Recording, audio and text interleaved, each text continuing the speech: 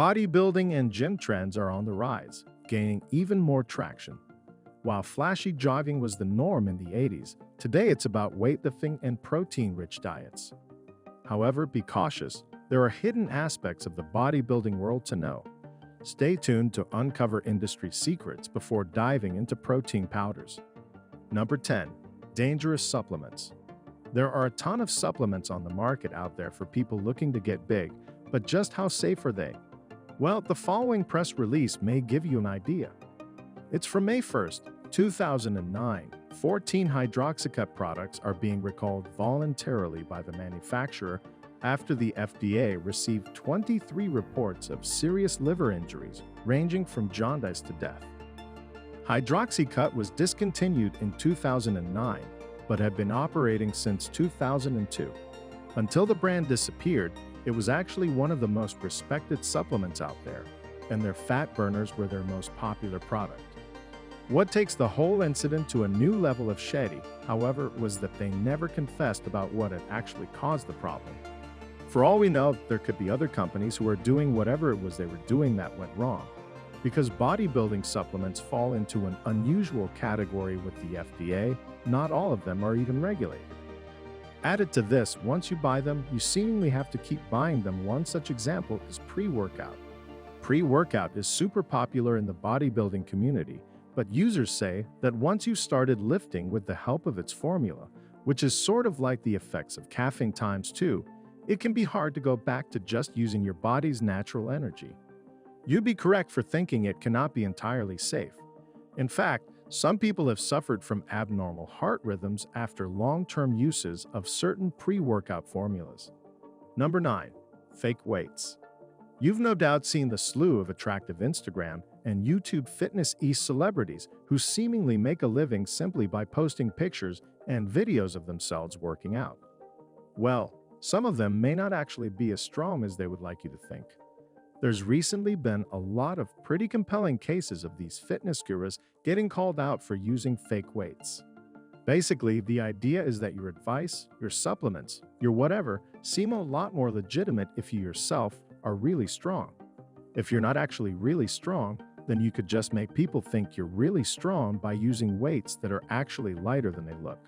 Perhaps the best example of this is Gracie Barbosa, a Brazilian Instagram model who posted a video that many have questioned, wherein she appears to squat 495 pounds almost 10 times.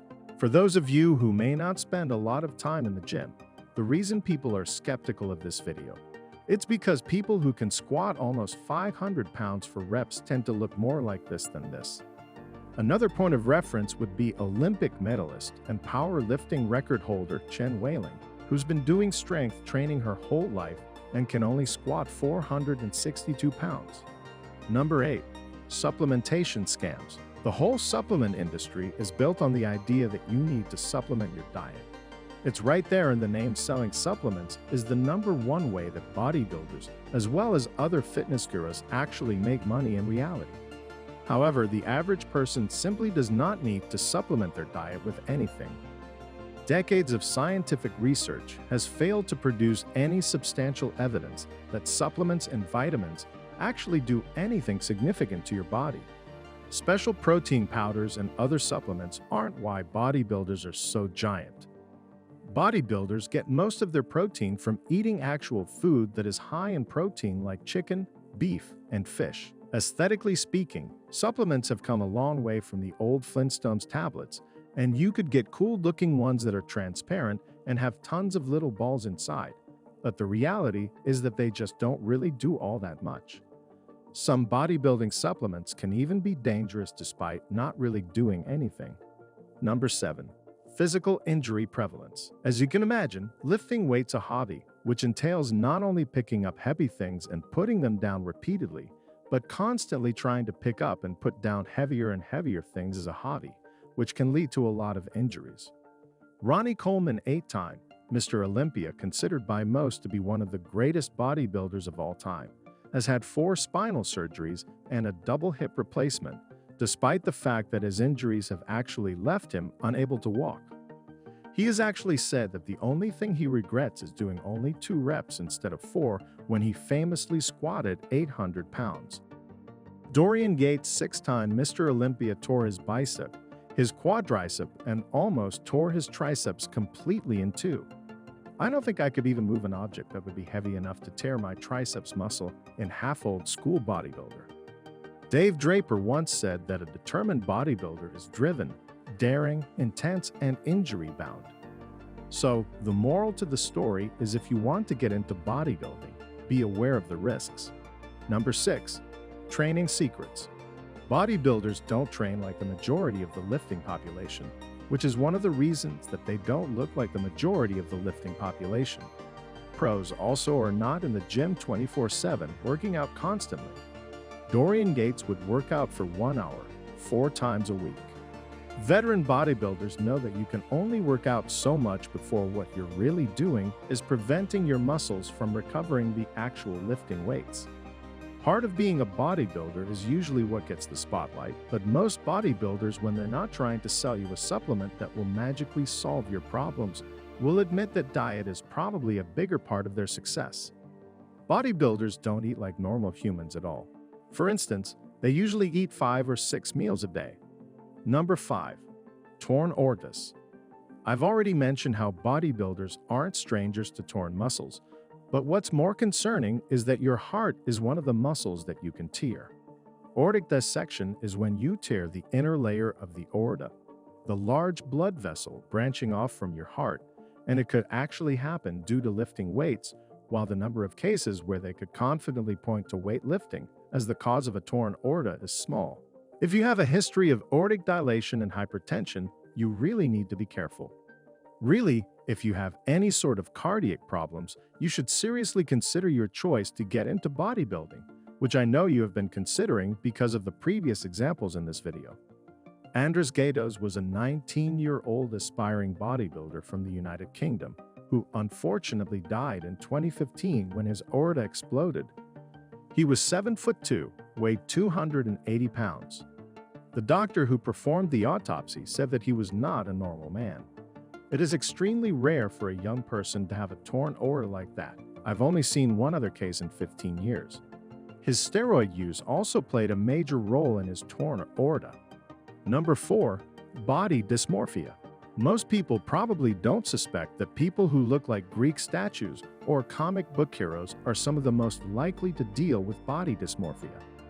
However, a study published in the Journal of Psychopathology that investigated male and female participants in activities that require a certain physique bodybuilding included found that bodybuilders were more likely to be dissatisfied with their bodies and have unhealthy eating disorders than the normal population. It may seem counterintuitive at first, since you think that someone who's made of 200 pounds of muscle probably feels confident with their body, seeing as how 7 out of every 10 Americans are overweight or obese and they're light years ahead of the general population. In terms of fitness, but the people who look like that today got that way because for whatever reason, they were dissatisfied with what their body looked like originally. That mindset is what helped them reach their goal, but it's not something that's easily left behind. So, bodybuilders can get stuck thinking that they're still that tiny dude they were before. Number 3. It's almost impossible to make it. The harsh reality of bodybuilding is that only a tiny percentage of people make it in the sense that they go pro and make a living as a bodybuilder without having a day job. Bodybuilding has never and likely never will be an extremely popular spectator competition. So there simply isn't the level of money and sponsors involved as there are in more mainstream sports bodybuilding competitions usually aren't even televised, with the exception of the biggest few every year. But this isn't the only reason that it's difficult to make it. A minority of people have the genetics to really make it far in bodybuilding. Bodybuilding requires broad shoulders, a narrow waist, as well as long muscle bellies at the highest level of competition past a certain point. There's just no way to train your way out of these genetic disadvantages, and it's probably the sport where genetics play the biggest role. Number 2. It's bad for your health. To clarify, hitting the gym and lifting weights on a regular basis is actually very healthy. It helps with weight loss, improves bone density, lowers your risk of diabetes, improves the overall health of your heart, prevents back pain, and even helps you sleep better. The suitin' guys up on the stage wearing in Speedos, however, are not exactly the pinnacle of health. For starters, their body fat percentage is in the low single digits. For reference, the normal healthy range is somewhere around 15 to 25. This need for crazy low body fat in order to look as muscular as possible is particularly dangerous for female bodybuilders. When a woman's body fat gets that low, their pituitary gland automatically reduces the production of crucial hormones that the ovaries need. It could even stop the menstrual cycle. This has its own related problems, such as shrinkage of internal organs, loss of muscle tissue, and damage to the nervous system. It could even, in some cases, lead to death. Number 1. Steroids. Steroids are sort of an open secret in the world of bodybuilding. Steroids are one of the reasons Rich Piana had such an unhealthy and enlarged heart, and the list of additional health risks associated with steroid use is numerous. Bodybuilding competitions do not test for steroids, and everyone knows that everyone else is also on steroids. Yes, even the women, and yes, even in divisions like physique, where having the most total muscle mass is not the number one factor in winning. Yes, even Instagram and YouTube fitness experts, you have to remember those people make a living based on their physique too. The reason why everyone is on steroids, but nobody can really admit that they're on steroids, is twofold. Firstly, the fitness industry needs faces to use in order to sell supplements, equipment, workout programs, and everything. If people thought that the people on posters look the way they do primarily due to steroids more than any other factor, then they probably would not be as likely to buy whatever product they're selling. Secondly, steroids are illegal. In the United States, law enforcement does not place a high priority on rounding up bodybuilders, finding their steroids and tossing them in jail. But you still can't really just straight up say that you take steroids. Possibly more concerning than steroids is the widespread use of HGH, or human growth hormone. At the top level of competition, this drug is why you see so many bodybuilders with six-pack abs and next to no body fat somehow also have big extended stomachs. This is because HGH does not only help your muscles to expand, it helps your organs expand. Does that sound healthy to you? Do you know any other secrets that I should have mentioned, and have you experienced any of these issues firsthand? Let me know what you think in the comments. Thanks for watching.